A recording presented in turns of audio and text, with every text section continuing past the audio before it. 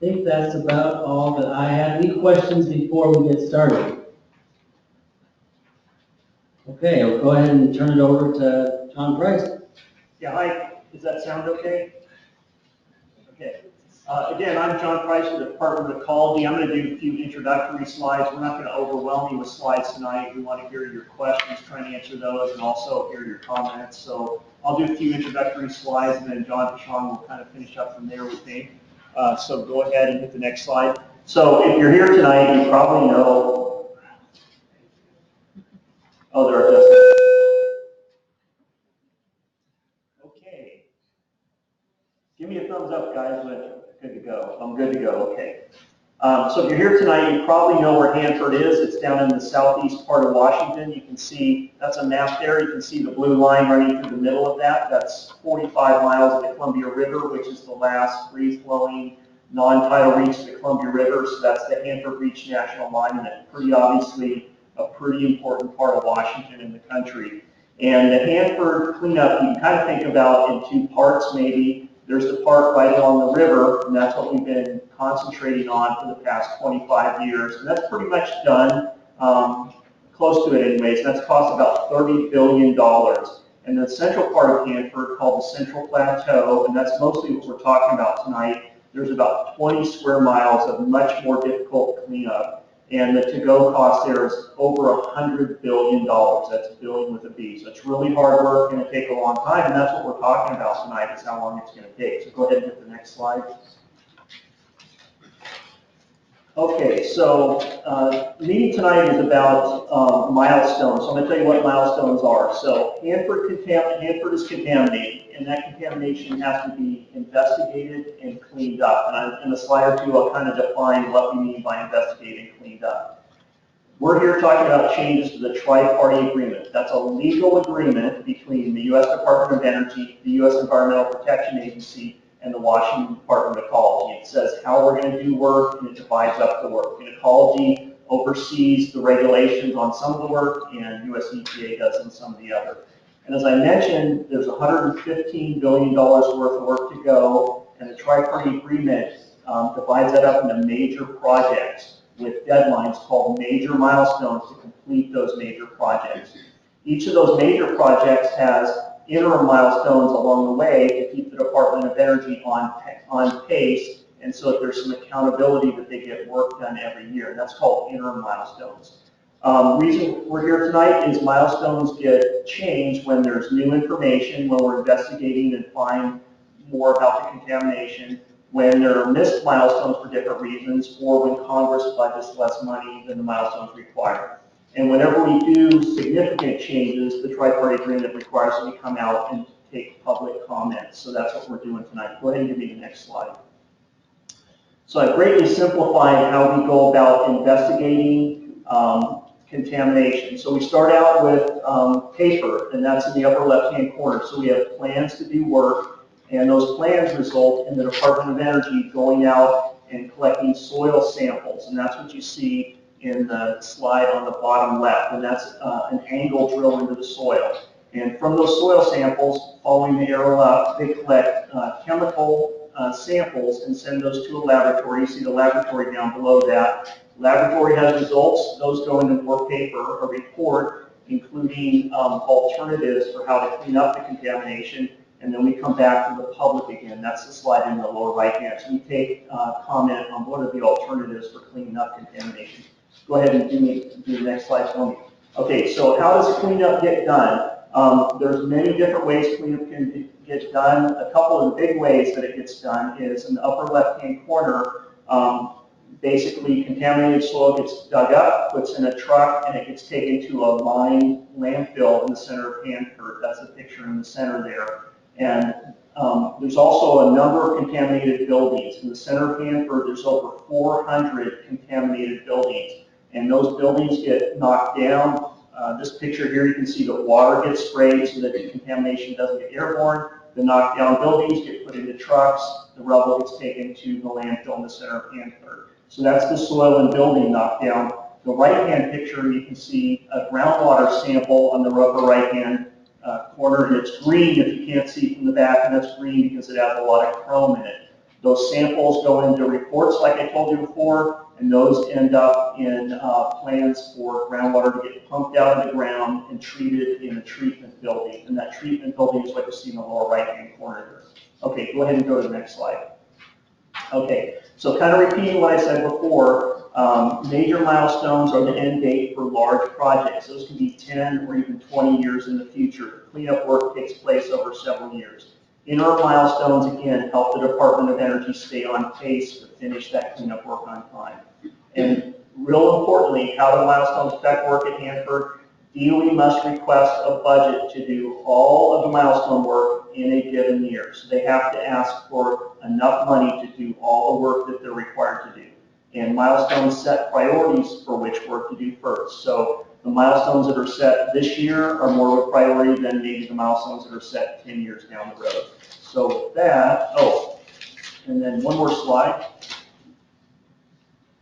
And why are changes needed? Again, we prioritized and completed work on the river corridor. That was a public value, and also pretty obviously you want to clean up near the river first, and that's pushed back the difficult work on the Central Plateau. We now have more information about the Central Plateau. We've been investigating the Central Plateau for close to 20 years, and the current schedules require more resources, both money and things like trucks and trained labor than is currently available. And I'm going to go ahead and turn it over to John.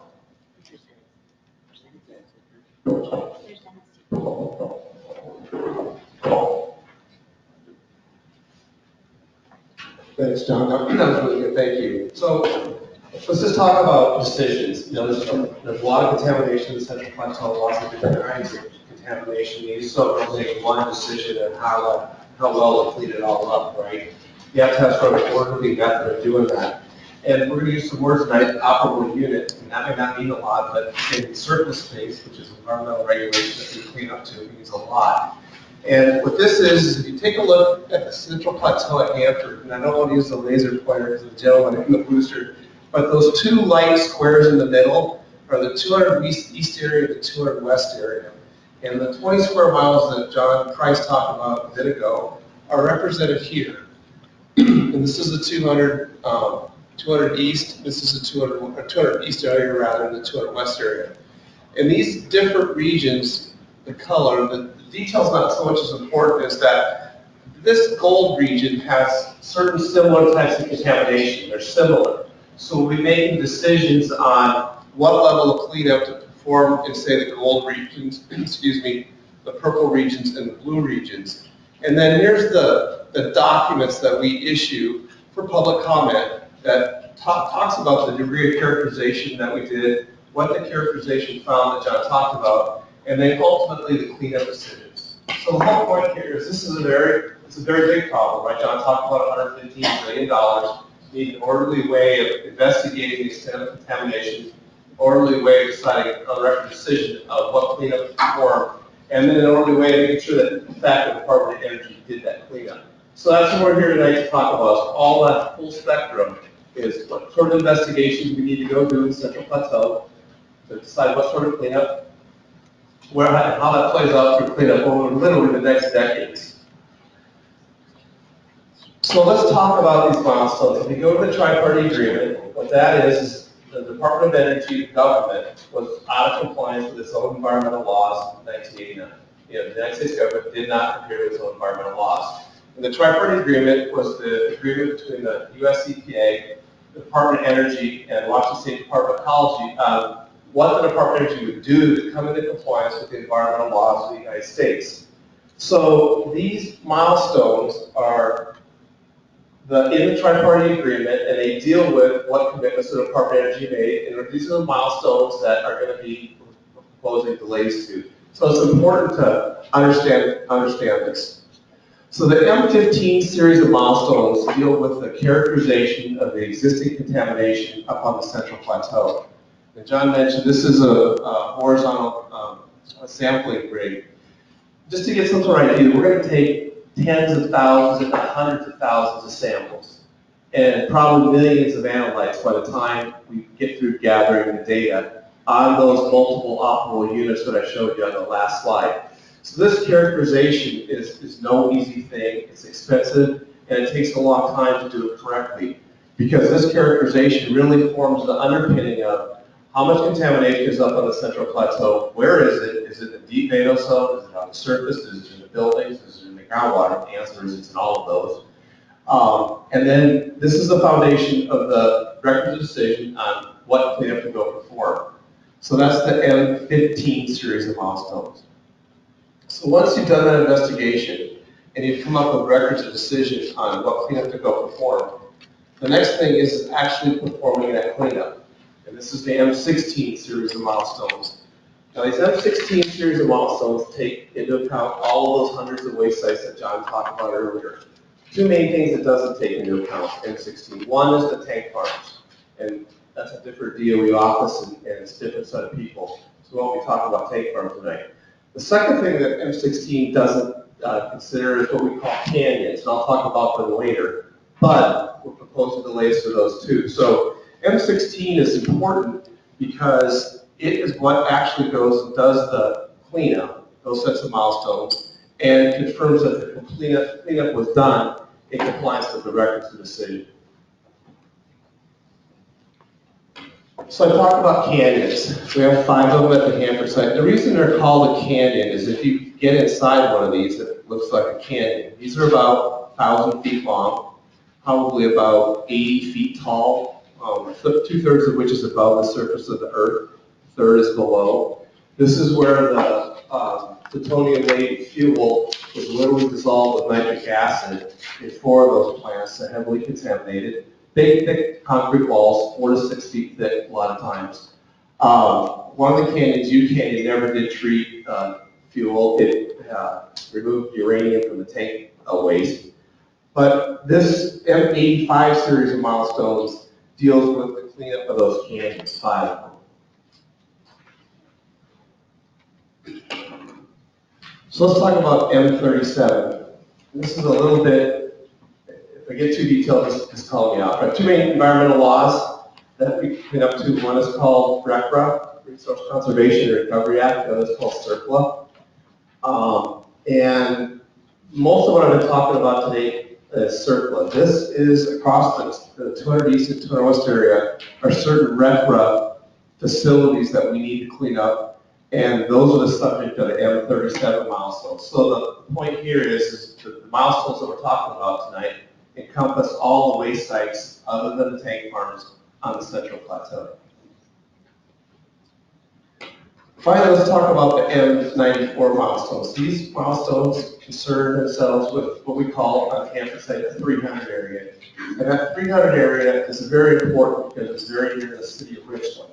It's about a couple of miles north of the city of Richland. So to orient you here, that's the Columbia River. The city of Richland's about 3 to 5 miles that way. And what we have here is basically 3 major efforts left in this series of milestones, and they're important efforts. One is this 324 building right there. And what it was is it was a radioactive laboratory, very highly radioactive, with big, thick walls that we were initiating the demolition of. Then we discovered very, very high levels of cesium, 137, under the building, and it leaked out of the building probably in the 70s when they were performing that sort of work, which really stopped us dead in our tracks. It was about 12,000 rad per hour, which is very, very high.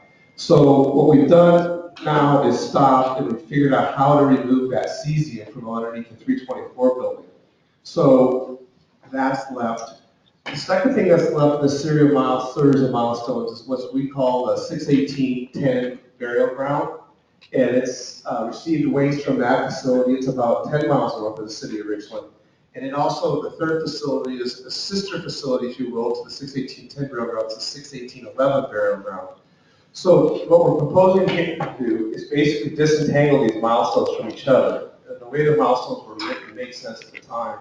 But what we're proposing to do is to push the date for remediation of the 324 building from 2018 to 2021. 61810, which is the burial ground just north of the city of Richland, keep that at 2018. And then the 61811 burial ground delay it by about 3 years. So right there, I've walked through the milestones that we're talking about tonight. It's a lot of work. John mentioned 115 billion to go on the Central Plateau. That's a good number. That includes the tank farms. If you don't include the tank farms, we just talked about on the order of $50 to $60 billion worth of work. So once again, we're talking about the milestones that characterize all that waste up there, decide what to do to treat it and to make it safer, and then the accomplishment of that work. So let's talk about how big the changes are. You know, they're big, right? It's a lot of work, $50 billion. In some cases, the milestones go out for proposing a long time. So I just got through walking through those milestones, the 5 cents, right? And then here's a summary of what the work is, and I'll walk through all this again. And then we have the current date that the Department of Energy committed to, and then we have the proposed date. So let me walk through this. You can just, the 2 important lines in there, you do this subtraction there.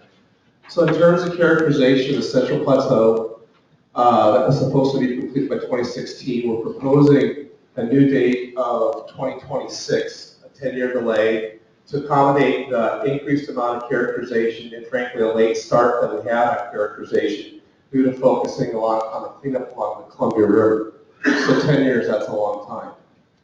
In terms of completing the cleanup, we had an old date to complete the cleanup in 2024, and that was once again for all of the cleanup of the Central Plateau except for the tanks and except for the canyons.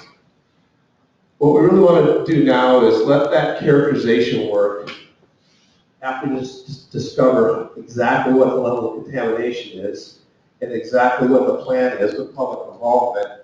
Let that drive the dates, rather than us trying to guess what the results of that characterization will be and perhaps guess wrong and be back here again. So rather than 2024, we'd like to go ahead and let the circle of the environmental process play out here with public involvement, and then replace them with dates that come out of that process. In terms of the waste sites along the Columbia River, once again, I talked about that. The current date's 2018 for one of the 3 sites, keep that at 2018. For the other 2 sites, move that to 2021. In terms of the canyons, highly contaminated facilities like I talked about earlier, we had a commitment to submit the dates for cleanup. I want to make sure we all get this. That's not the date that the cleanup would be done by. That's the date for the date. So in 2026, we committed a set of dates for the canyons that in all likelihood would stretch out into the mid-2030s.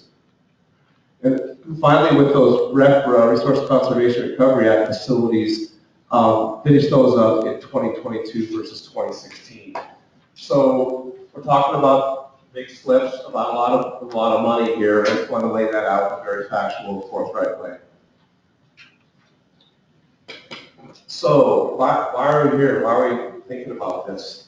It's a big question. First is the appropriated funds have been less than the funds required to do that work that we committed to. Let me just throw out a number. We get about $1 billion a year on the DOE Richland side to do cleanup, $1 billion. And then John talked about why milestones are important, right? We have to request the money to complete all the milestones. Right now, these sets of milestones would cost about $1.9 billion a year. So in other words, to meet the milestones as they are on the books, it costs about $1.9 billion. We get about $1 billion. So that's been durable for about a decade, really, that $1 billion a year. But for American Recovery and Reinvestment Act, where the funding peaked much higher. So the first reason here is historically the funding levels haven't supported the commitments.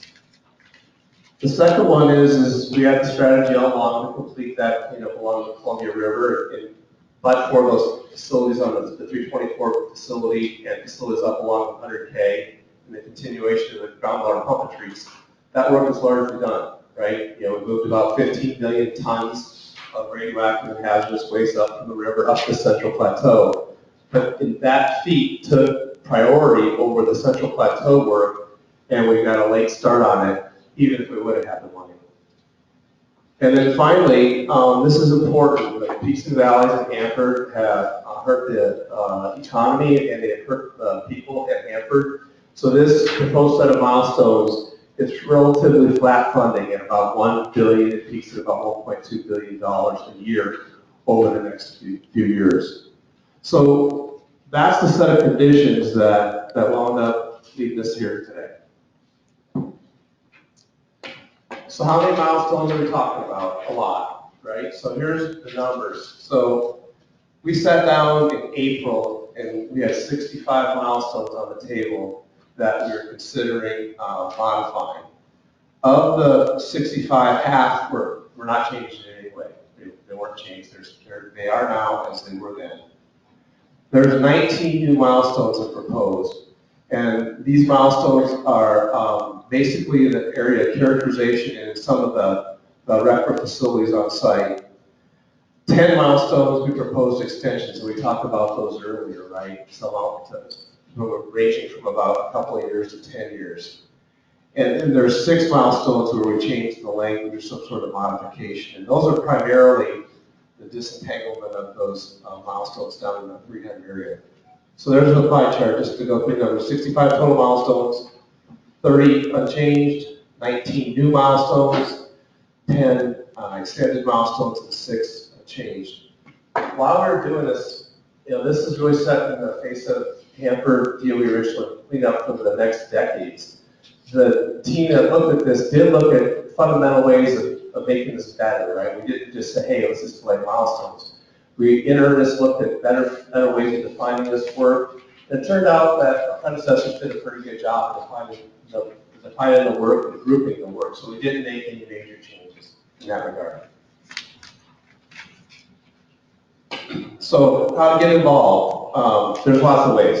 Thank you for being here tonight is one of them. Thank you, I appreciate that.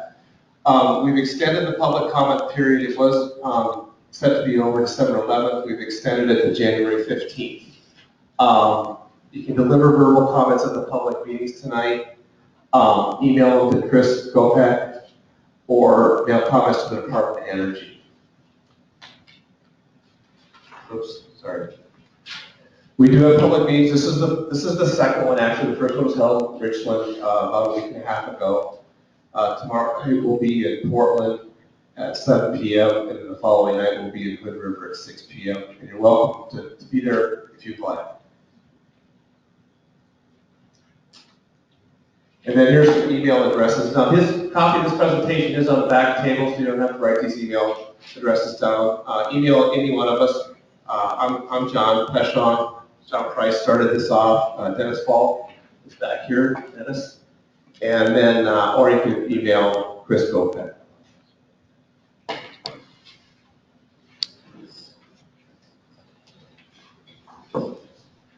Thanks, guys. We're going to queue up Jerry's slides, Richard. Is Dennis going to? Yeah, I'll say something.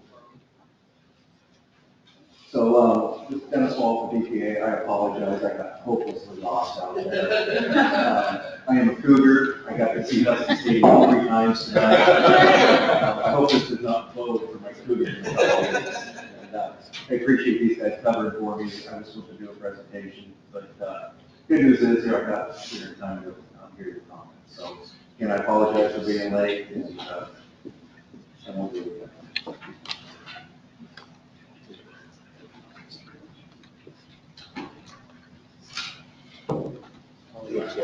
Oh, sorry. That's not on here, so, okay, sorry.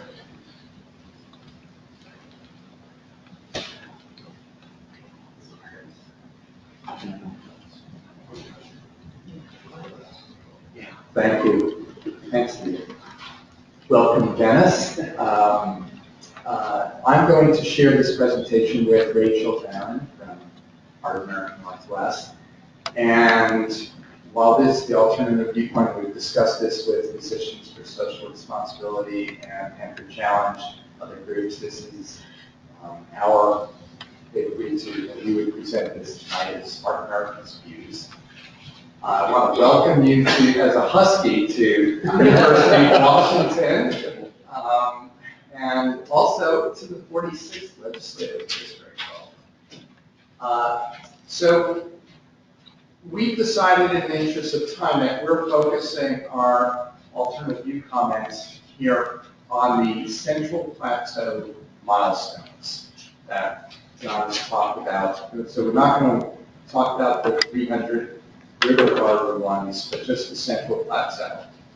And our first and foremost overall concern is that the long-standing enforceable commitment, Milestone, to do all the cleanup of all the Central Plateau soil sites by 2024 will be replaced by a totally unenforceable date, quote, to be determined, unquote. And this will result in delays that are literally decades long. Next. So Central Plateau, the dark areas are the groundwater plumes. Let's go to the next one. Why are we concerned about the soil sites in the Central Plateau? When we're talking about the Central Plateau, the areas, like Tom said, with mountain tanks or canyons, we're talking about these 43 miles of inline ditches that have the uncharacterized waste just kind of sitting in these trenches, leading into the groundwater, which is obviously a huge issue since these milestones are pushing back this characterization and cleanup of this area. So, again, the key change that we're concerned about is 2024 to be replaced with to be determined by negotiations sometime in the future. And completing the investigations gets delayed 9 years.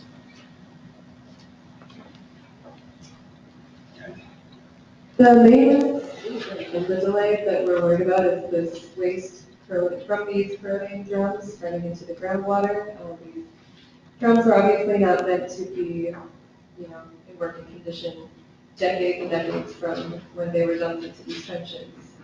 Since they haven't been characterized, there's no knowledge of what chemicals are seeping into the groundwater. Recently, there's been a video from Nevada, similar waste stuff that's underground. Yeah. It won't bring any audio.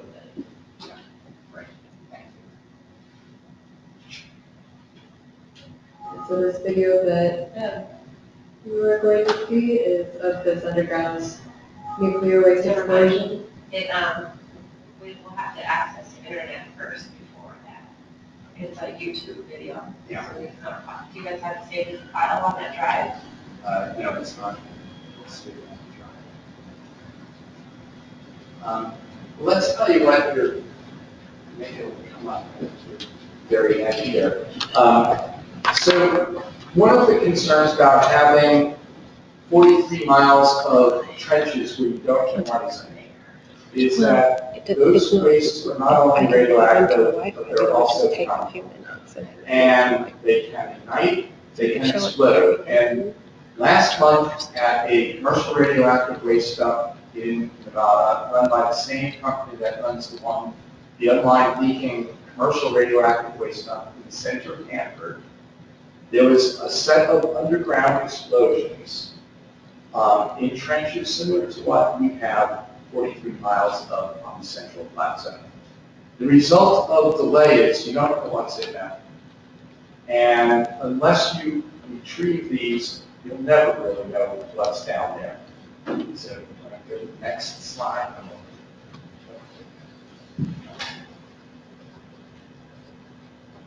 So basically, like I said, the main effects that we're concerned about are these barrels that are corroding, seeping waste into the soil, carbon tetrachloride is a big issue in the Central Plateau. Basically, it's just the risks go up as time goes on. The more that these milestones are delayed, the higher the risks of underground explosions like this in Nevada. Can you speak up, please? Yep, sorry. It's also an issue since the repository in New Mexico called WIP, where this true waste is set to be disposed of, is legally required to close in 2030, which is years and years before this waste in the 43 miles of trenches will be retrieved. So here's the fundamental principle that we're concerned about. Enforceable milestones are what drive funding for Hanford cleanup. That's been the lesson from day one of the Hanford cleanup agreement in 1989. Whenever the Energy Department has said, we're going to replace an enforceable deadline with something else, The result is the Energy Department turned around and says, we're not obligated to ask Congress for the money to do it. And secondly, Congress doesn't actually give the money because there's no enforceable milestone. Dates that are to be determined have no compliance effect. Washington State has gone to court over this principle with the Energy Department repeatedly. So we are shocked that Washington State has agreed to this set of changes.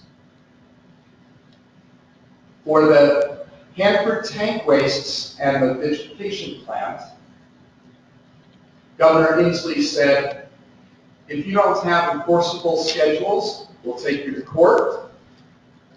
And then on August 14th, U.S. District Court reached in Washington agreed with Washington State that deadlines need to be enforceable for accountability. This is a fundamental principle, and it's understandable that the Energy Department has repeatedly tried to escape it. What is not understandable or acceptable, and where we're urging people to comment, is telling EPA and Ecology, particularly the state, that you've got to apply this principle here. You cannot replace a firm deadline with some date that the Energy Department has no legal obligation to even negotiate in good faith with you.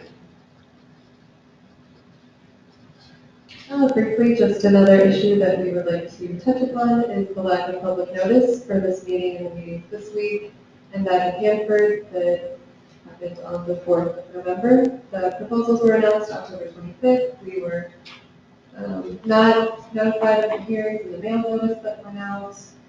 Between the announced proposals and the first hearing, there were 9 days, which unfortunately doesn't really fit in line with the public involvement plan, that requires that the agencies have 30 to 45 days of notice to public interest groups and the public before a comment period, or a public meeting. We need those 30 to 45 days just so that we can look over the materials, we can get an understanding, talk to the agencies, so that when we put out information to the public, we can be sure that it's correct and that the public can have a better understanding when they go to these meetings, which, this lack of notice is why there aren't many people here. And it's a big issue when the public is silenced people. It's not the notice. So in sum, we just like to, our comments are that it's not acceptable to delay from 2024 to some unknown date that's going to be more than 20 years out. The unlined soil trenches are dangerous. They're extremely dangerous, and it's not just from groundwater contamination, as the exploding trenches in Nevada show us. The governor and the state have repeatedly said that enforceable schedules is a principle that they wouldn't yield on, so you need to apply it here. And don't take the Energy Department off the hook to ask for funding or remove Congress's obligations to fund the work by replacing a firm schedule with some date to be determined. Final comment, one of our students who made 60 phone calls for turnout is here tonight. We want to appreciate Lauren for doing that. And you and some fellow students are hosting a workshop on tanks. You want to mention that? On Saturday, December 5th at Valley Lutheran Church, 10 a.m., Heart of Mary Northwest and UW students are going to be holding a workshop on the leaking single shell tanks that Jerry Richland is speaking about right now. And it's for the public, and anyone can come, and it will encourage you to public comment. Thanks. Good, thank you, Jerry, thank you, Rachel. Dennis had a couple things to say. Yes, I just want to give a couple of, one point of clarification and then one ask for you to consider. The point of clarification is what we're proposing tonight is enforceable schedules to get the RF, or the investigations done. And when those investigations are done, the Department of Energy owes EPA and the state enforceable milestones as each one of those get done. So really what the crux of the matter is we actually go ahead and set a date into the future for that last one that comes in. That's the question on the table. EPA is very amenable to that. I've had a conversation with Jerry. I can pick a date out in the future. How accurate it'll be, I'm not sure. We weren't real good on the 2018 or 2024, but that's something we're definitely open to. And then the other question on the table to me is the 61811 and 324 building. EPA has not been willing to trade that work off for accelerated Central Plateau work. It's very expensive work. It's due to be done in 2018. We can't make that schedule, we know that for sure. Particularly for the 324 building, there's a waste site that we see in Wisconsin and the soil. It's extremely radioactive, enough that it would be legal if we actually got near it. Having said that, it's not actually going anywhere, it's not getting in the river. So one of the questions that EPA is asking is, do we want to trade off some of that very high, very expensive work to move some of the Central Plateau work forward, such as the barrel ones Jerry highlighted. So that's a trade-off that we can make, and I'm interested in getting people's feedback. Again, so far EPA has not been willing to do that, but again, if others think it makes sense, I'd be glad to hear it. And part of this is based on a report that it's called the Consortium for Risk Evaluation Stakeholder Participation did. So you may want to take a look at a couple of those sites.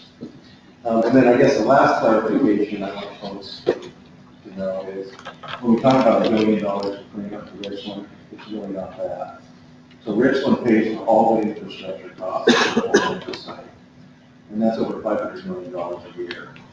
So as you know, Hanford's like a small city, about 10,000 people, so it keeps the roads open, it keeps the lights on, et cetera. So when we talk about $1 billion budget, we're really talking about less than $500 million. So I just want to put that into context where the river protection group pays little to no infrastructure costs right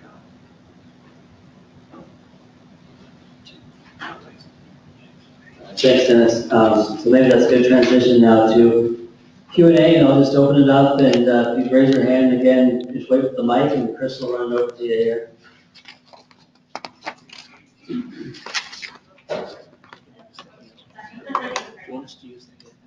Hi, I'm Liz Messon with Hanford Challenge. And just, I passed out to you, but in case anyone is interested, we put together a handout that basically took the addendum that the agencies put together and made it, put it in a 11 by 17 document, and also spelled out all of the M37, the 12 treatment, storage, and disposal units, and took definitions from Ecology's website where they have their dangerous waste permit definitions. So hopefully this helps. We're going, we agree with Jerry's comment about the amount of notice we had to prepare for this.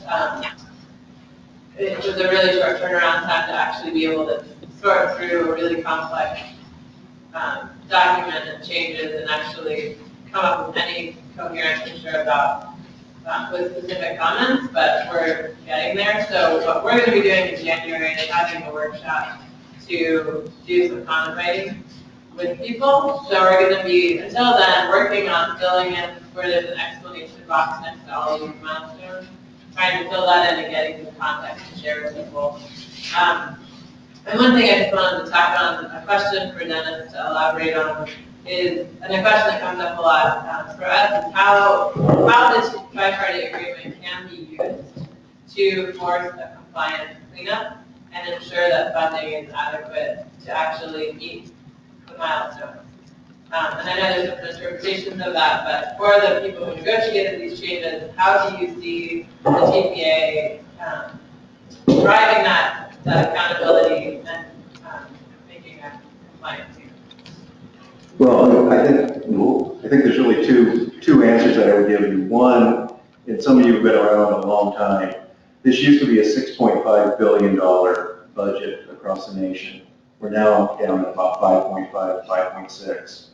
So if you plow another $1 billion into this cleanup across the nation, you get a lot of work done. And ultimately, what we hope is Congress at some point realizes that continuing to fund this at what I call almost a decrement level, is just pushing the cart out further and further. So ultimately, we can grow this back to the $6.5 to $7 billion program that it is. That would be great. The other thing, and I'll probably get in trouble for saying this because I work for the government, but OMB obviously gives agencies guidance on how much they can come and ask for. And agencies pretty much toe the line when it comes to what the OMB guidance is. So you've really got two things working, and the best thing we can do is get to our congressional people to encourage them that, again, we need to fund this at a level to get this work done sooner rather than later, because every year it goes to the right, it's going to cost taxpayers more money.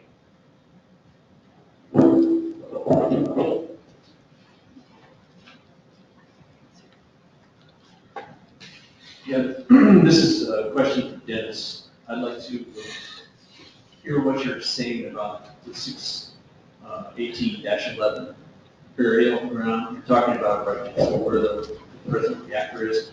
What's your characterization of it right now? So from my perspective, it's work that has to be done at some point.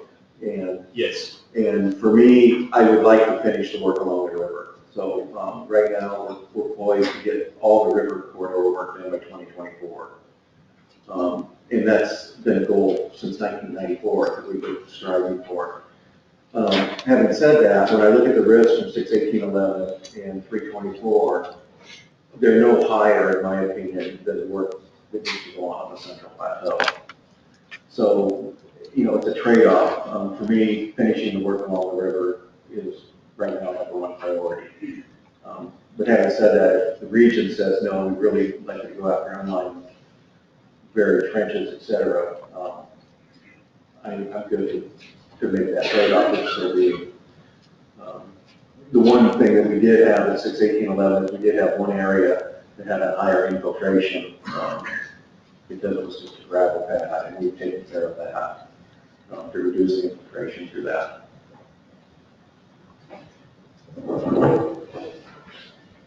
Bruce Hamilton from Washington, position for social responsibility. My question is for John. You're representing those of us that are in the room tonight from Washington.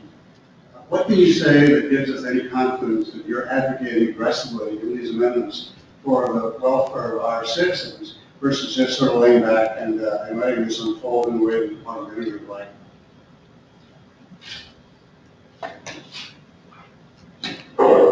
Yeah, that's a great question. Oops.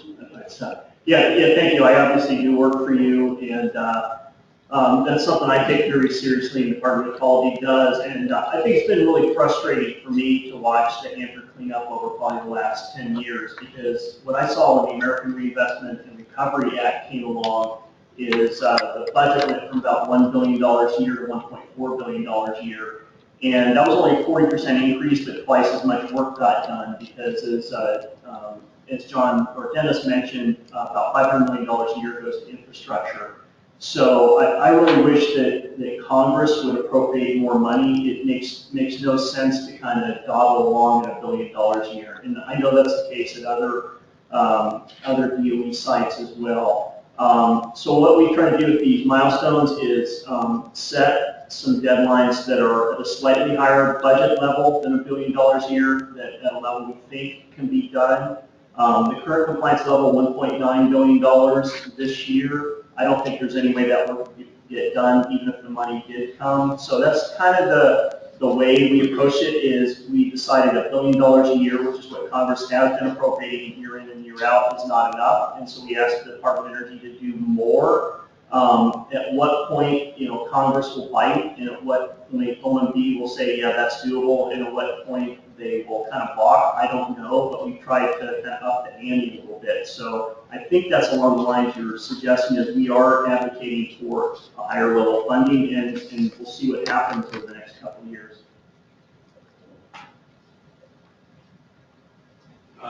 Just to clarify, when you refer to this year, you mean the fiscal year ending October of 2016? Yes, that is what I mean. Thank you for that clarification.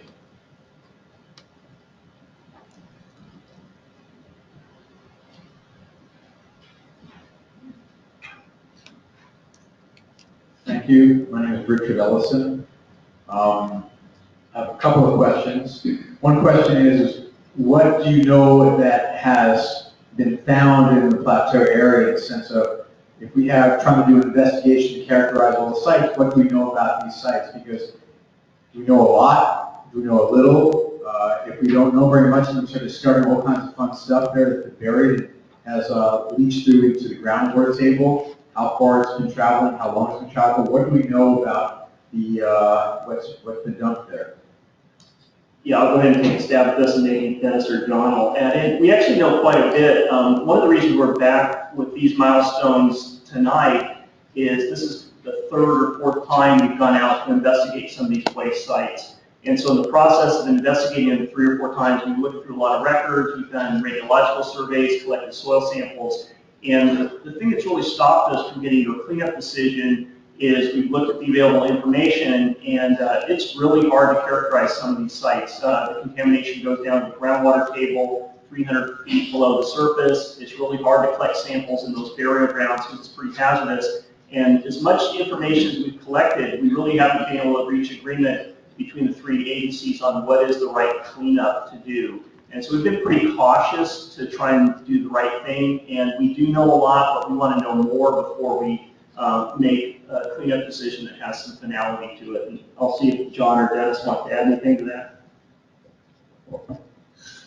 Yeah, I guess just a couple other points. Again, we have a lot of deep bales. Some contamination goes down from ground level down to 250 feet below the surface.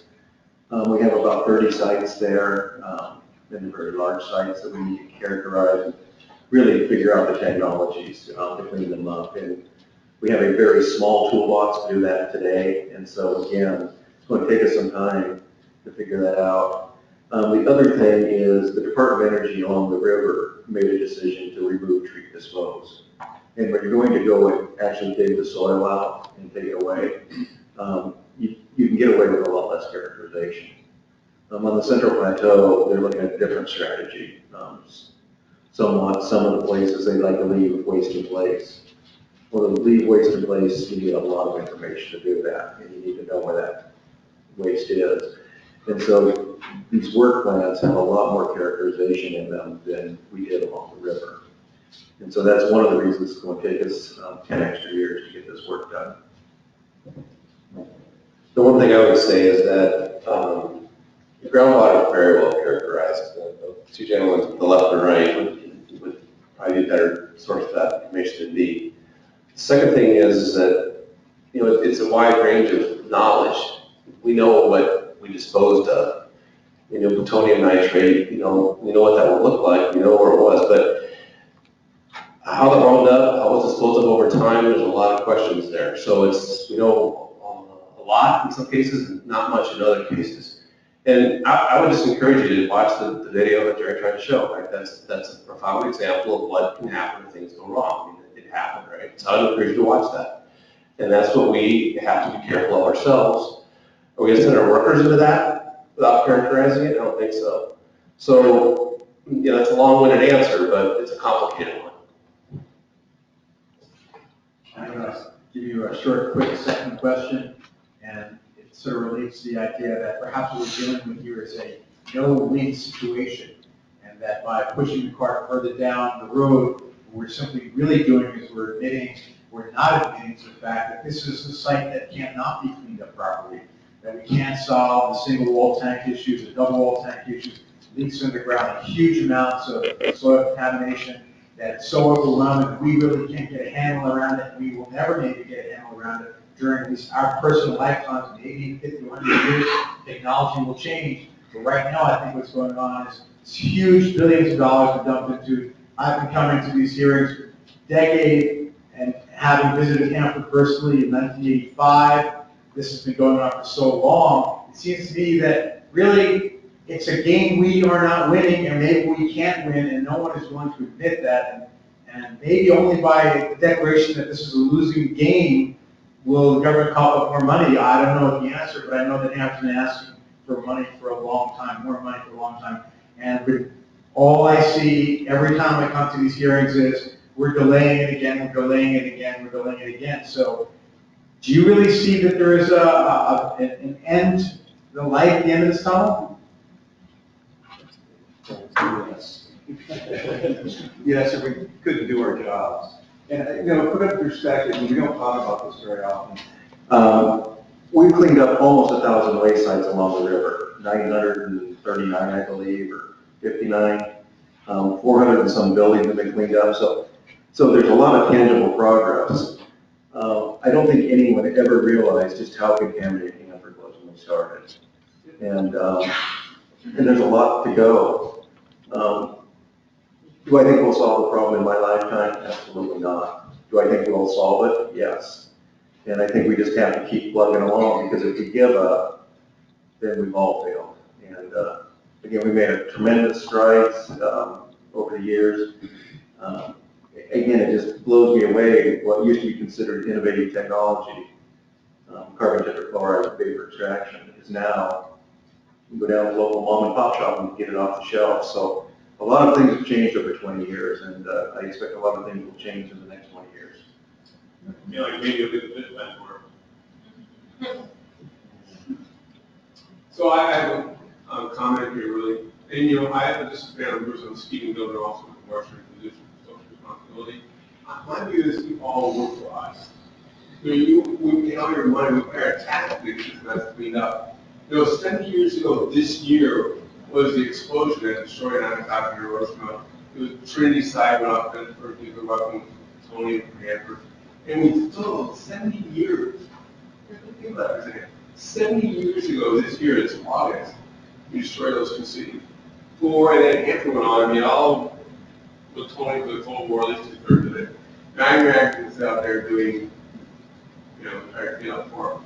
So I really want to know is why aren't we spending more money to clean this mess up? Because I view us all have moral obligations to clean this up for the future generations of the world, including my granddaughter and everybody else that's looking at kids.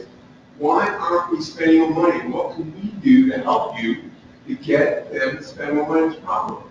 Because what you still be trying, why John would ask you this specifically, why have we gone to court to sue the Department of Energy, EPA, where else it is possible, to fund this thing more to meet the milestones that they're legally enforceable? And I think, I think we really have to think about what our obligations are here to future generations on. And I really commend the work you're doing and trying to get done. I know it's difficult out there. I've been there. We're not making much progress. So what do we do to really fund this thing appropriately? So I'll say two things. One, EPA is actually going to go to the Hill with Energy and OMB and ask for more money and say, look, this is imperative. And that's a hard thing for my agency to do because, as you know, EPA is under attack all the time and our budget's getting cut. But my administrator feels it's important. And I guess the second thing is we have one of the most powerful senators from this state. And again, I would encourage you to talk to both Maria Cantwell and Patty Murray, because ultimately, particularly Patty Murray understands this. She has a lot of respect up on the Hill, and I'm confident over the next 5 to 6 years, we are going to turn this around and we're going to get these funded at a higher level, because particularly for these senators who've been around a while, they realize what needs to be done. So that's what I would encourage you guys to do, because obviously we as federal agencies can't do that. We should be encouraging all the people across the United States that go after popular senators. But all the United States is responsible for this mess. Yeah, I don't like being here saying we're going to try to delay 10 years. I don't like that. It's outrageous. And I hear you. I do want to say that a lot's been accomplished. I'm just going to give you a few numbers. 17 million tons of radioactive hazardous waste that moved into the permitted landfill up on the Central Plateau. 6 of 9 reactors are Cocoon. The 7th is a national park, and 2 more are to go. 2,300 tons of fuel removed from the Columbia River, moved away from the Columbia River.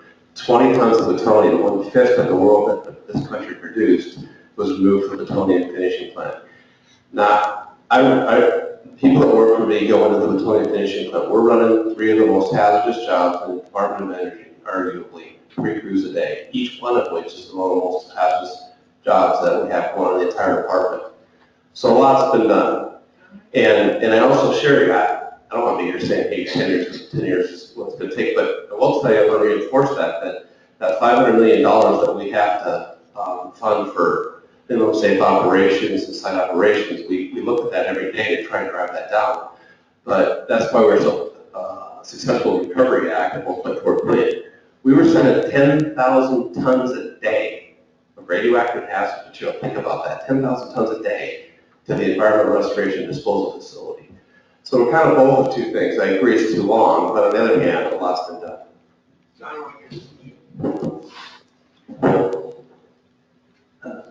Yeah, I think it has to be a range of different strategies. I've worked for Ecology 15 years, and we've been in court on something with the Department of Energy that entire time. Court was tank waste and solid waste. We've always been in court. That's one of the strategies we've used. People a lot of times ask us, why don't we levy more fines or penalties against the Department of Energy? And we've watched some other states like South Carolina try to levy fines along the lines of $150 million. And they basically told the Department of Energy, either pay the fines or use the fines to do the work or do the work. And that hasn't worked out either. You know, unfortunately, or fortunately, the way our system of government works, there's the three branches of government. And what I say a lot of times is, Ecology can go to court and win a court decision, but a court can't make Congress appropriate funds. And Office Management and Budget works for the President of the United States. OMB doesn't have public hearings, they don't have to accept public comment. So how do you influence them? You know, I guess the federal agencies can go up there and do that. Ecology's also talked to the tribal governments, and we've asked them to try and help us by going to OMB, because I believe there's a federal obligation to the tribal governments. And so I think OMB should listen to the tribal governments. Is that going to work out? I don't know, but it's very frustrating to me because I've seen a couple of years ago at a slightly higher level funding, we can do twice as much work and that will speed it up. And so I would encourage you to, you know, get a hold of your representatives and senators and keep asking them to push DOE to do more work and to give them the money to do more work.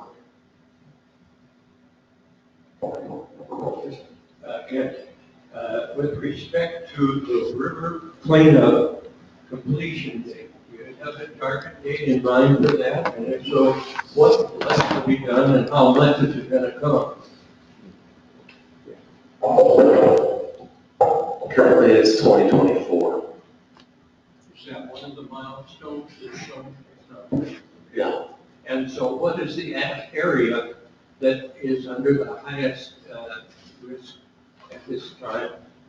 A couple of years ago, we were told about some chemical barrier treatments over certain of the plume area on the, I believe, the northwest corner. Is that program working now? I think you might be talking about the 100-day appetite barrier. That's the injection of food-grade phosphate to stop strontium. The short answer is it's been partially installed. That's a short answer. There's those that think that we need to extend the length along the river and inject more phosphate. The funding has been requested for that. It's been below the line for a number of years. Okay, and then, Yeah, so the work that needs to be finished on the river corridor is to put the 2 reactors into interim safe storage, get the sludge out of K-Basin, which is a very high dollar ticket item, and then finish the waste sites around Camp Area, 61811, and the 324 building. And so that's, how many years are we at? 84. It's probably a little over $1 billion worth of work. okay, and then the last question I have is regard to the federal budget deadlines for fiscal 17. Typically, each committee is expected to submit their final budget to the funding or Ways and Means Committee by such and such a date in the House and in the Senate before to give time for them to review and so on. Do we know what those target dates are for this coming year? Yeah, my understanding is about the second week of February is when that number will be public.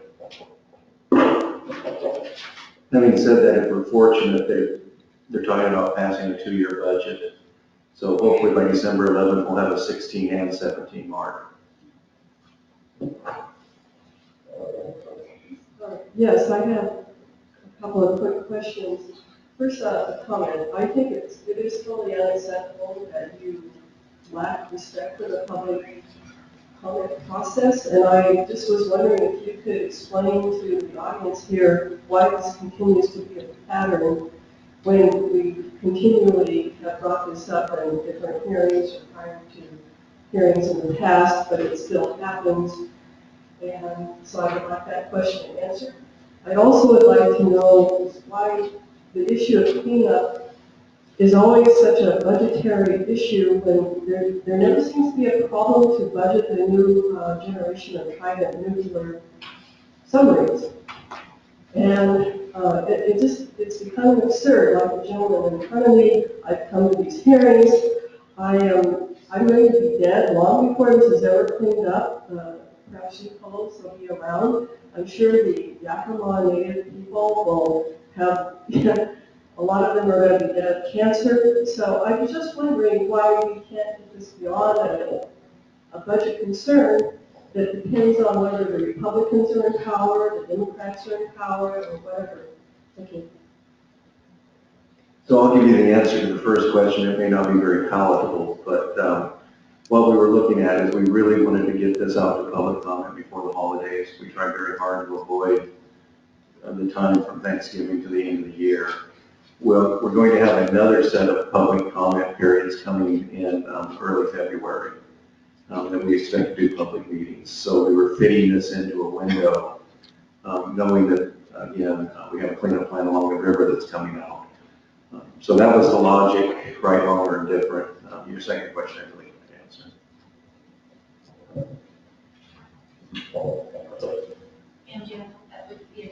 Yeah, I just want to do a quick time check here. We're about 10 after 8, so we're a little over the Q&A, but obviously there's a lot of good questions. So if the agencies are okay going a little longer, if you guys want to go a little longer, I think we're all good with that.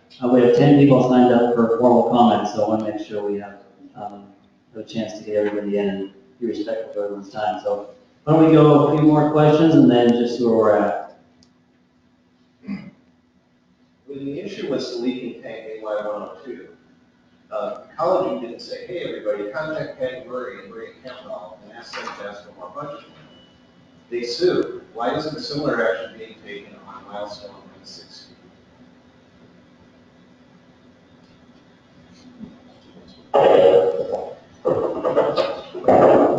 So at least for EPA, the short answer is I can't sue my sister agency.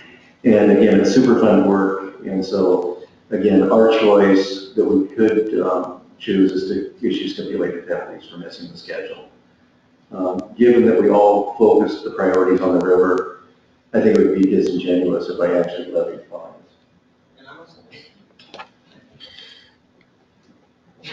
Well, it's Superfund work, though. Okay. I guess it's the point. Yeah, kind of, and that's part of the answer too, because actually if Ecology wants to enforce Superfund work, we actually have to go to EPA and ask their help to do that. We do have a pathway to do that independent of them. It takes a little bit longer to get to that. I guess the AY102 example is a good example, and again, Ecology uses a variety of tools depending on the circumstances. That was very clear violation of the requirements for managing tanks, so it was pretty easy for us to issue an administrative order, which the Department of Energy, not John's office, but another office accepted. And I think the other thing I would share is I believe that if there's any one piece of work that Ecology wants to force the Department of Energy to do, we can probably force them to do that one piece of work. And AY102 would be an example. I don't believe we can force them to do every single bit of work at Hanford by issuing orders. And they have the ability to appeal those, which would, tie us up in court for a long time. Joanna Shetler, I'm here on my own, and I've been dealing with Hanford since '84. And I just found out about the meeting yesterday, and I have to go, actually even this morning. So it would be great if you guys could let us know a little bit earlier so we can be there. I worked with the Centers for Disease Control with a public health advisor to look at all the tribal nations to see how they've been affected by Hanford. And that report came out, and I wasn't satisfied with it. And just seeing how it all went through and everything like that. And so my concern is also too, with all this climate change and everything like that, what is going to happen to the Columbia River? I mean, we already know we're having problems because of the Wanaka Dam up there, and then everything else coming down, as well as what happens then I'm even going further than that. We're also dealing with the coal and the oil drains, and what if one explodes in the Columbia River, and then all of a sudden we get a leak in the Columbia River from the Hanford. Our whole farming area is screwed.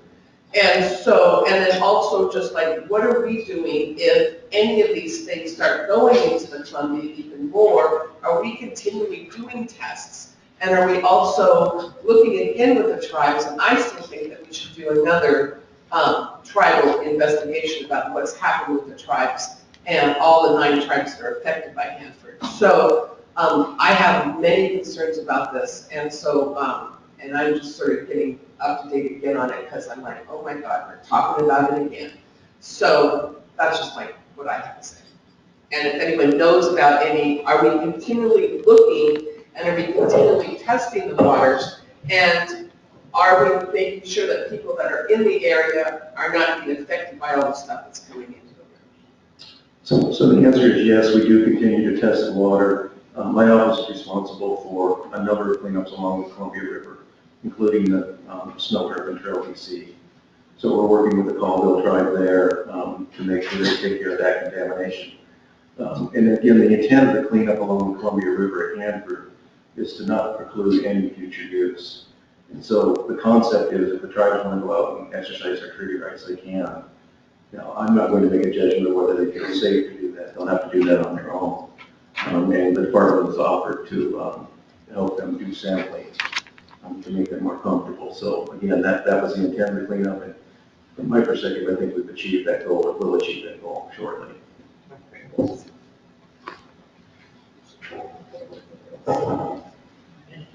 My name is Richard Moore.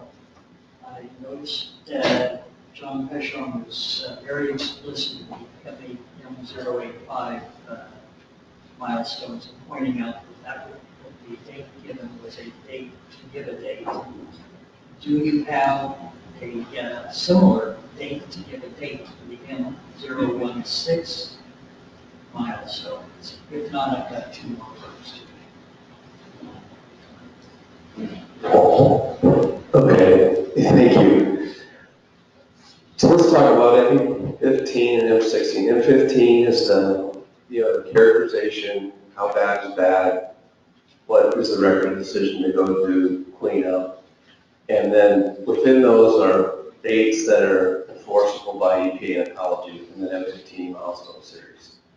So in the budgeting process, sometimes those dates aren't like Jerry said earlier, they're not required to request funding for it, as odd as that seems.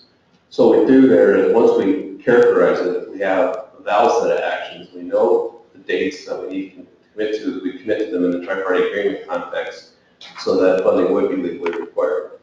So that's the notion with M15 and M16. So what I think I'm hearing is you cannot have a date for 7 and 8. And questions 2 and 3 come up. Given our irresponsible congressional leadership and our prospective continuum, how do you expect to get funding from them if you have the milestones? And this 3rd question is, you've told us that every time you ask for money, you get less. Then if you plan to ask for $1 billion to OMB and to Congress for the current milestones, I'm willing to bet they'll say you can get by with 3/4 of a billion, so why not ask for 1.9 billion and get 1 billion? Well, let's just go for 2.5. So I'll give you a little different answer is that the way I view it is we're really focusing on the soil sites under N15 and 16 in this change package, and we're pushing the canyons out. And the canyons, again, I could throw a dart to pick an end date, but quite honestly, that work is not even going to get seriously considered in the next 10 years. because we're putting all the eggs basically in the soil, groundwater part of the equation. And so again, it's very similar to what Jerry brought up earlier. If everyone feels compelled that we should have an end date for the M85s, let us know that. Because again, I'm more than happy to entertain that, but it's just really not work that we're focusing on in the next 10 years. Thank you. Any more questions? Liz? Emily? Just one quick question while we create the comment period. I'm personally wondering what kind of comments you feel are most valuable in this process and what we should be focusing on to provide the most impact.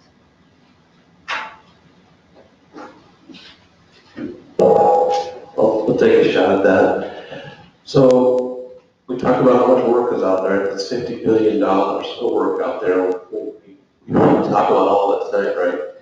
And we got about $1 billion a year. So it's the priorities. If you want 296 and the 324 building cleaned up instead of, or sooner than I should say, the waste trenches, that's very valuable information to us, right? Because that would drive the dates on the milestones that we're currently proposing. So it's really priorities. What's your priority? Do you want to finish cleanup along the Columbia River first and sort of delay some of those sites up on the Central Plateau, or advance some of those sites up in the Central Plateau and delay some of the cleanup along the Columbia River? I wish we could do both. Unless you're funded for both, you can't do both. Yeah, I'll give kind of a slightly different flavor to the same answer. Jerry's public perspective focused on the burial grounds. If those are really important to you, if you give a comment that says, do those as quick as you can, that's something we could consider. If you're really concerned about the groundwater and he wants to do the investigations and, get to an answer quicker on like the deep Vado zone, that's something we can consider. So if you can tell us what's most important to you of what we've described, that would be helpful. Well, my name is Fred Miller. I've been following issues at Hanford since the late 70s. Correct me if I'm wrong, but I think at that time the cleanup was going to be done by now, 5 years ago. I have two questions. The first is, you have 5 sets of proposed overall changes, all delays. Is work ahead of schedule anywhere? Is there anywhere where you're 10 or 3 years ahead, something is done that wasn't supposed to be done until 2020? I think the short answer is I can't think of that. I can tell you the Plutonium finishing plant will probably finish on about time. Washer enclosure Hanford contract is $200 million under budget, one of the government estimates, so there are success stories there. The chromium along the horn up there by 100D and 100H, that chromium plume, those pump treats are working faster than we thought, and that cleanup can proceed as much as a decade sooner than we thought. But we'll have to see how that plays out over time. Okay. The second question, like the Hanford contractors, I make my money by contracting. I have never signed a contract that didn't have an end date on it. And when I have not met that end date, I've been punished severely. Here you have a whole bunch of areas where you are anywhere from 3 to infinite numbers of years behind schedule. Who's being punished? When you signed that contract, did you get paid?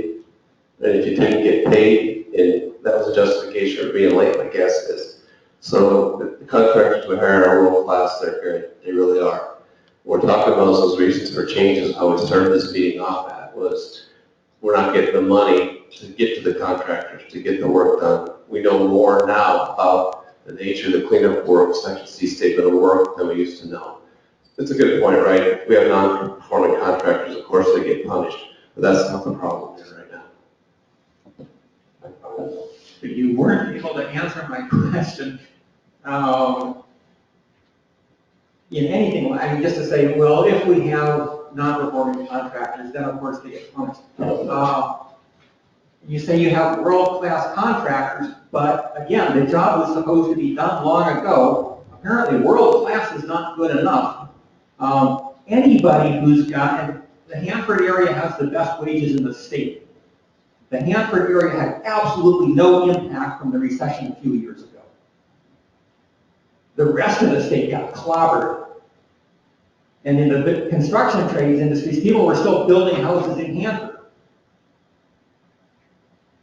If people are getting that kind of money in Hanford, if things are going that well in Richland, I want to see some people out on their butts, if not in jail, because the money that they are getting is not being spent that way.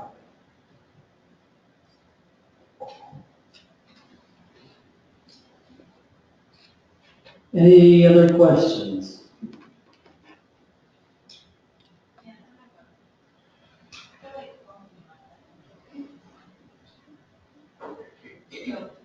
I've been thinking about the Superfund Act a lot since it's the 30th anniversary, and I've just been thinking about it often. So this is an informed question, but it's a federal program that requires public involvement, public input in making these decisions, and yet this public input is unable to influence OMB, which is the driving force for the Hanford cleanup. So where's the disconnect there in the federal process? I mean, is Superfund sort of lacking some step? You know what I'm saying? Like, if the public involvement that's required for this federal program that drives the cleanup can influence the money that is required to do the cleanup work, what's going on there? So I actually think it has very little to do with the Superfund law. I think it has to do with debt ceilings, reducing the deficit, and we're discretionary funding, and so we're an easy target. And as long as the nation continues in that vein, we're going to continue strong.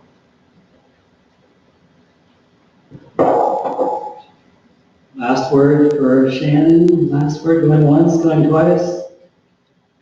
Okay, I think the agencies would be willing to stay a little bit after if we have some questions offline, if we want to continue this discussion, but let's get to the formal comment period. Just a little bit different than the Q&A. So I'm going to call the names for folks that have signed up, and let's try to keep it to 2-3 minutes per comment. Of course, if you want to offer additional comments, there's more public meetings, and the public comment period continues until January 15th, written or email. So a lot of time left to submit your thoughts on these proposed changes. And we won't be responding. We won't be, the agencies will not be responding during this part of the process, but at this meeting, but we will respond during the comment response summary that we'll produce at the end of the comment period. So all these comments are being transcribed verbatim, and we will collect them along with the rest of the comments we collect via the other methods, and we'll respond to all of those at the end of the comment period. So why don't we start with Tom Buchanan?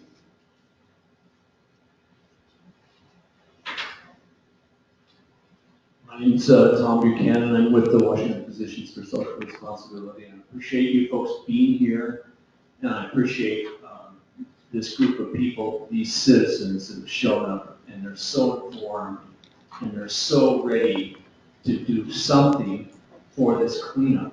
We've seen this too long. My comments are mostly around the 618-11 Meredith site, because it's so risky. Based on the evidence that Bob Alvarez and the Institute for Policy Studies has done for us in relation to a, quote, hotspot that's about 2 miles from the Columbia. It's really a high-level waste site. It's not in the tanks, it's in a burial site. So it's in storage mediums of cans, milk cans of 6 to 8 gallons, and they cap it after they put the high-level waste This is spent fuel reprocessing the most radioactive stuff on the planet.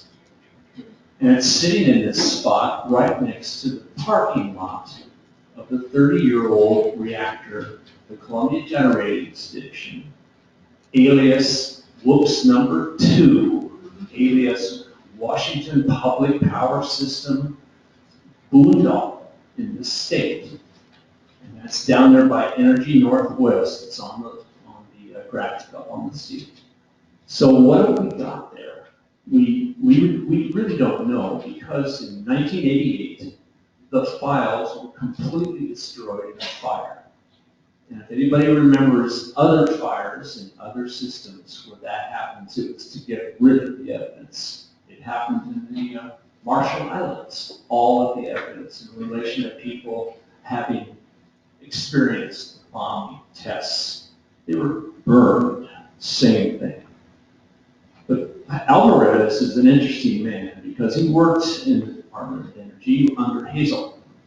And he's the one that really moved the fuel away from the fuel was still being circulated and stored, away from the sides of the river.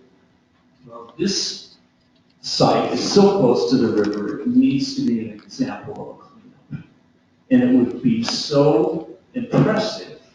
And I think you as the tri-party people would be so held up in esteem. This is where you started in 2015 and got a very serious problem, unstable, away from the Columbia River, because that's still one of those major resources, just like the air in the eastern part of the state. So that's my only comments. I think that Bob Alvarez and his studies and our attention to some of those details, just like everybody else has been talking about tonight, are critical. And you'll see these tomorrow night in Portland, because PSR is going to be on in Portland. You'll see it with the tribes in the Hood River area the next night, and we'll be contacting you, and we'll be doing some follow-up, and we'll be talking about this again. So hopefully you folks won't go away, and I don't think we will either. Thanks for your comment. And thank you, Tom, for identifying yourself before your comment. I forgot to note that. If everyone would please identify themselves before starting their comment. We appreciate that for our responses. Fred Miller is next.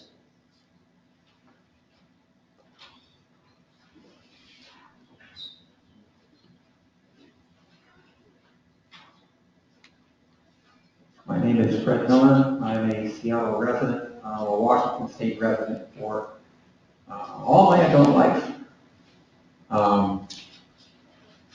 And I will not talk about the technical side of things. I want to talk about the culture at Hanford. I think that's the thing that needs to be dug up and disposed of. I think that's the thing that has been such a big problem over all the years that Hanford has been in operation. John, in your opening comments, you said that budgeting problems, quote, have hurt the economy and hurt the people of Hanford. As I said earlier, it's notorious that Hanford has the best wages of any place in the Pacific Northwest. Hanford was completely immune to the financial crisis, along with Washington, D.C., that the rest of us went through. I've been out there enough to see the great big yachts, the speedboats, in one after another driveway, to see the flashy new cars that drive up and down the street. You go a few miles away to Yakima and you don't see that. Yakima is still in the real world. At Hanford, the contractors keep on getting paid even though they're not doing the job that they signed the contract saying they would do. The only sin, the only crime apparently at Hanford is if you pull the covers off, if you become a whistleblower, and then you're in all kinds of trouble. Unless you fix that corporate culture that is still running just fine at Hanford, you're never going to get things cleaned up. It's not because you only have a mere $500 million left over after the basic operating costs. Those basic operating costs could be cut drastically if there was a profit motive involved. If people weren't just used to getting lavish salaries for commonplace jobs. If failure was not considered, oh well, we'll try again, we're still getting paid. Until you can beat that, it doesn't matter how much money you throw at the problem, it's just going to disappear like you've already made many, many billions disappear. You've got a few accomplishments, way too late. Now you're telling us that in one of your major areas, you can't even begin to guess what the real schedule is. It doesn't look good. As I mentioned earlier, I'm a contractor. These aren't contracts. These are child's games. Grow up and join the real world. Start spending your money as effectively as everybody in the civilian economy spends our money. Thank you.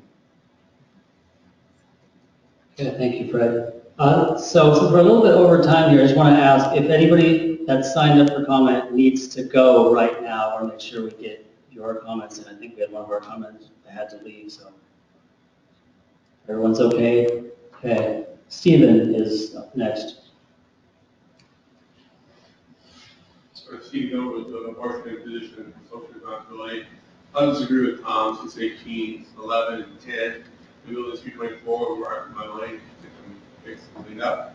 And also direct my comments in writing. Thank you. Nancy Morris. Nancy, you maybe have to leave. How about Richard Moore?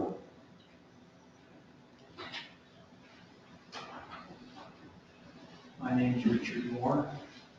Seems like I've been contributing to part of American Northwest for decades. And why have I been doing that? Because it seems that the Department of Energy and its contractors, when they are able to set a date, don't seem to be able to ever meet that date. But even more disappointing has been that throughout those decades, many of the state government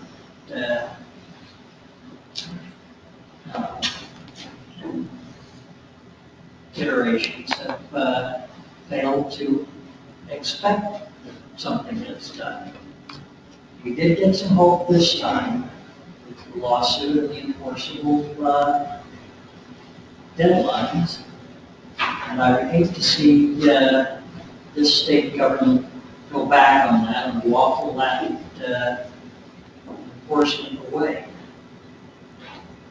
My children are grown now, but when they were younger, I expected them to clean up after themselves.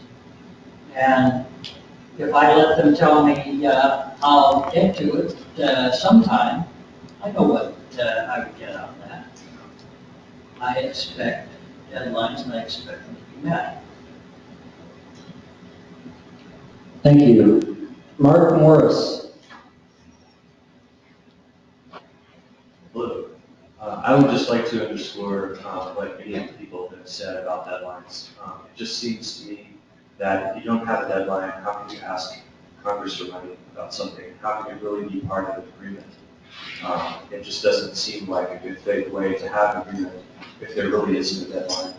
I'd like to also underscore what Fred Miller said about the contractors and there just being an incredible amount of money going into that system and how the per capita amount of money is very high in terms of the per person amount, and then very frequently doing jobs that maybe aren't as technical And so therefore, not as high paid outside of Hanford. I know that there's a tremendous risk to radioactivity there, but it just seems like when you've got a captured revenue stream of $1 billion a year flowing into an area, maybe there could be some sort of better way of appropriating that money so that it's not going to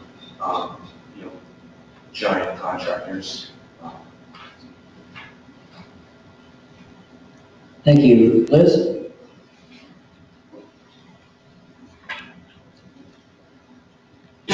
Liz Maston with Hanford Challenge, and we will be submitting written comments as well, but I just wanted to make some more informal comments tonight. Probably the biggest challenge with the tri-party agreement change package process is understanding the entire process and understanding what milestones are being discussed, what the changes are, what the actual cleanup work in those milestones that are being discussed will result in, and other information about how the negotiation process works.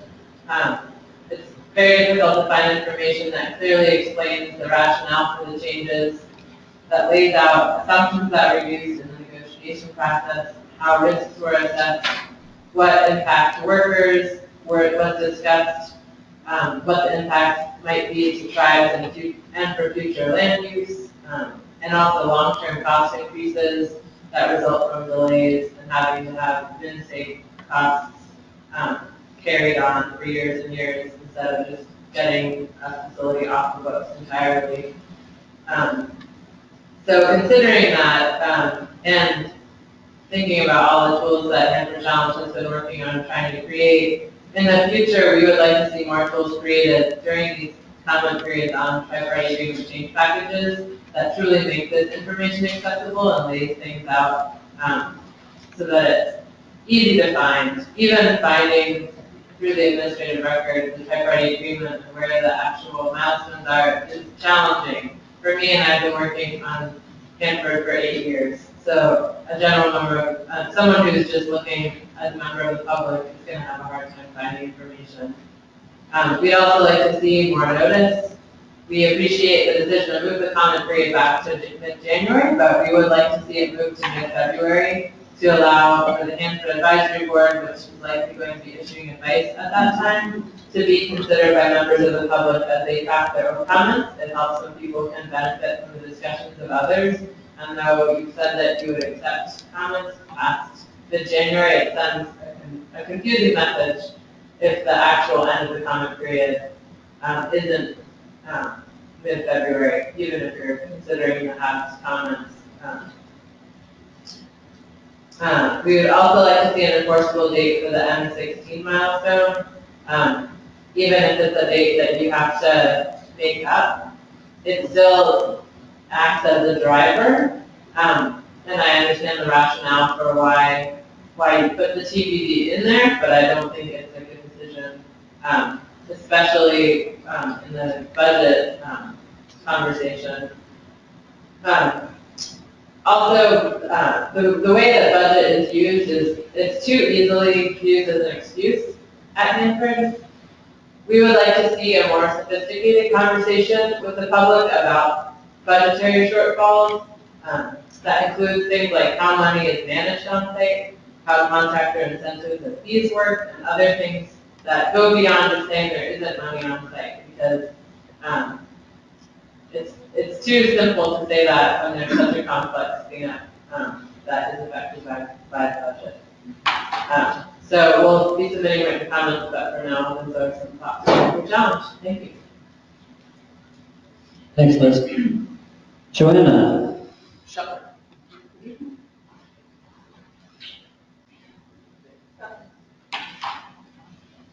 Joanna Shuttler.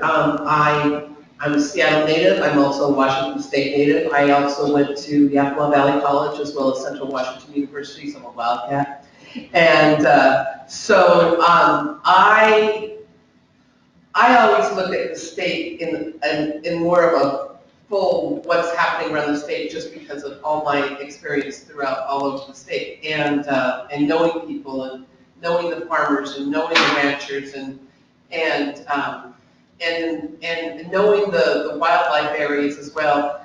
And I just keep getting concerned that we aren't getting enough money, and that we should just have this done.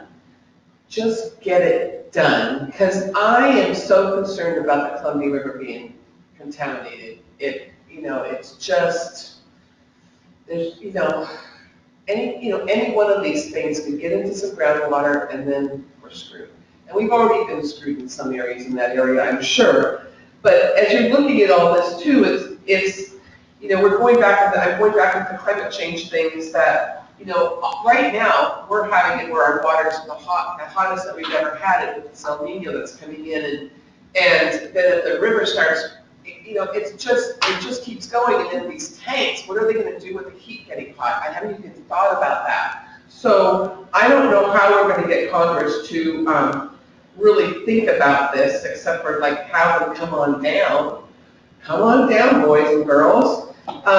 But also just the concern of the citizens around there, the concerns of the farmers, the ranchers, and also I am a little bit upset about the comment period of not giving us enough time and not letting us know. And then also I'm concerned of the OMB and how can we influence them. I mean, I work with a citizen advocacy group for years, and also the Physicians for Social Responsibility were part of it, as well as the Church Council of Greater Seattle. And we actually were one of the ones who caused the Superfunds to get done because of sending people to Washington, D.C. So my question also is, which we can talk later, is there something that citizens can do to also, we can push for Murray, we can, and Cantwell, but who else do we need to talk to, and what else do we need to push, and do we need to go to Washington, D.C. as well? So those are some things and some concerns that I have. Thank you. Thank you, Joanna. Jerry? Thank you. Jerry Paulette, speaking for Heart of American Northwest. And let me start by thanking everyone who's named you for showing up tonight. I'm really concerned that far more people would have been here if you had respected your own public involvement plan. And I'm dismayed that 2 of the 3 folks, I think all 3 of you essentially agree with the comments that I would summarize saying, please tell us what you think is most important to these milestones in terms of trade-offs we make. Well, if you really wanted that, you'd have given us 30 to 45 days of notice so that the citizen groups could review these proposals and let's try to assess the various risks from the different waste sites. I've joined, and I haven't talked to Liz about this, but her comments reflect something I had written down here as a very important part of this public involvement process, is that the agencies have never put forward TPA changes where they essentially provide a public disclosure of the relative concerns and impacts of the delay. We've said this over and over again. Or of different trade-offs. And it's up to the citizen groups to do that work. And it takes time. So it takes time to evaluate your proposal. It takes a couple weeks. It takes time for us to ask you some questions. And then to produce a citizen's guide and mail it to people. We're talking a minimum of 30 days. And you know it, and that's why it's in the public involvement plan. And to me, it is shameful to say that you're committed to public involvement, but over and over again, you say this is the least important thing. Something is more important than giving the public enough time to review and comment. And that's wrong, and it shows a total and utter disrespect for the role of public involvement and for public comment. In terms of those risks, I'd like to point out that not too many years ago, there was another set of discussions about solid waste burial grounds, so it's 43 miles of trenches.